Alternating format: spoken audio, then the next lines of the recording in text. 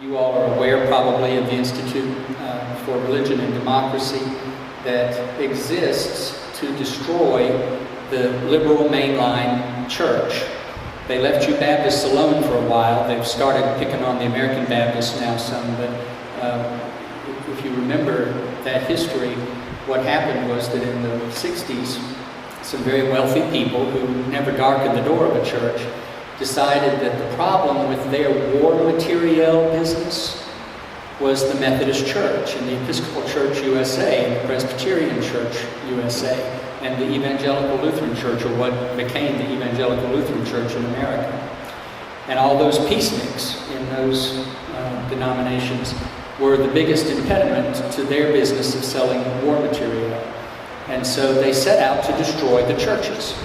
And they did it by funding very fundamentalist groups in those denominations to create this conversation about how evil gay people were trying to take over the world simply because we were trying to assert our right to live and to live with dignity in community. And also they set up the abortion conversation in the same way. And that has had rich fruit for them. But that wave is over, and the new wave that God has sent out in response is coming, and it's coming with young people saying, we don't buy this. And I'm wrapping up with this.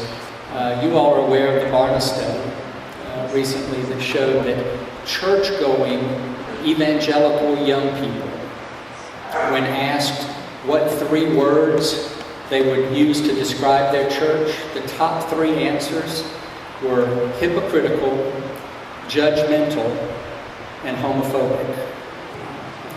And for evangelical churches, that's an existential crisis coming pretty soon, because people who describe the church in that way at 15 and 16 and 17 and 18 don't take their children to that church at 23 and 25 and 28.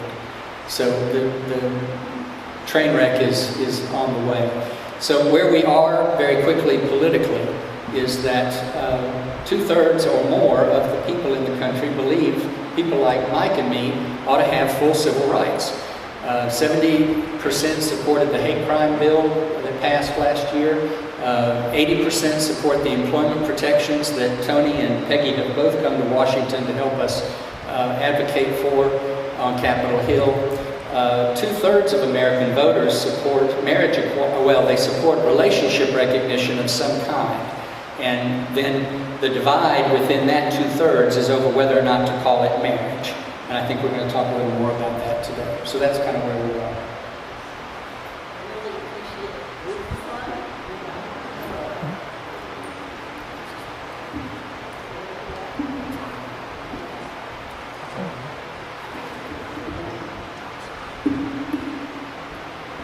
We still ended up passing the microphone. We were so pleased we didn't have to do that. The woman silenced again.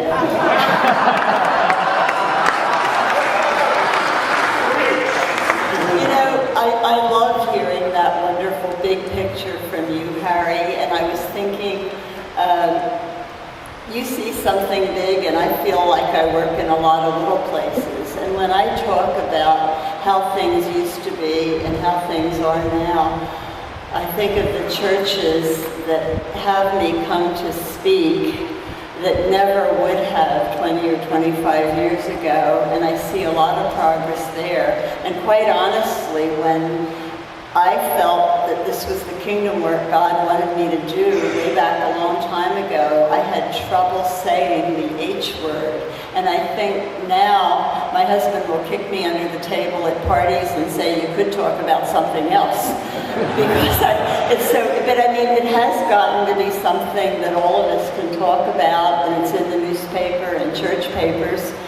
And sometimes I get feeling really good about the progress we've made, and then it's one phone call or one person I meet that lets me know how very much more work there still is to do. I think of 14-year-old kids who are still hearing things in their churches that tell them things like, if you marry the right girl, it will go away. And then maybe I'll get a phone call later that same week from some guy who's 30 and listen to a pastor who told him that and wants me to tell tell him how to fix his life, and it isn't fixable in every way because there are a lot of people involved. And at those times, I feel like I imagine Martin Luther King must have felt when he wrote that letter in the Birmingham jail saying, "Why we can't wait." And I don't want anybody to hear good statistics and think in any way we can stop working or stop talking to every single person we get an opportunity with. There's still an awful lot to be done. But I sometimes say we have to look up from our work of building bridges sometimes to see that there are some skyscrapers of hope. And I saw a Gallup poll in the paper just last week that said that 52% of everybody in America now think that gay marriage is fine, and 52% is way too small for me, but you can only imagine what the percentage used to be 20 or 30 years ago. So I think things are better, and even parents who come and talk to me are able to talk about things and have their facts more correct, and they know more because there's more information out there. But there's an awful lot to be done, and some people's lives get wrecked every single week because it hasn't been done yet.